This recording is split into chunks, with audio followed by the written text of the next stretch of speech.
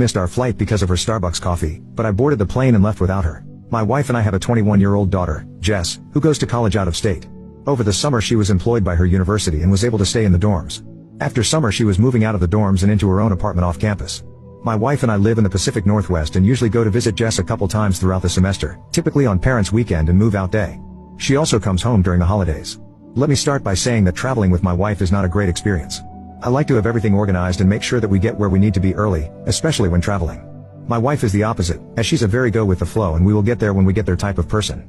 I do my best to meet in the middle with her, but not when traveling by plane. Last year, during parents' weekend, my wife and I were going to fly out to see Jess on the East Coast. Our flight was at 10 in the morning. Our airport isn't huge by any means, but it's not a tiny airport either. I told my wife that we needed to be at the airport 90 minutes early. We live 30 minutes away from the airport, so I wanted to leave at the very latest by 8, since we would also need to park and walk a little bit. I of course got up at 6 to make sure everything was ready and accounted for. My wife does not like to get up early. It took me attempting to wake her up 5 times before she eventually got up at 7:40, then wanted to make coffee, shower, and eat a bowl of cereal. Let's just say that we didn't leave the house until 9.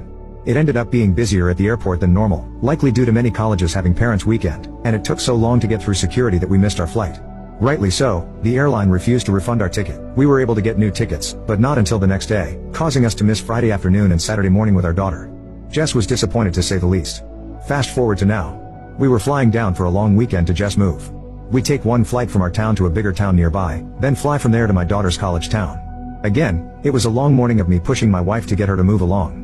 Due to the last airport mishap, I wanted to make sure I told her we needed to leave extra early, so that we wouldn't miss our flight again. We got there on time with a bit of extra time to spare, and my wife was annoyed.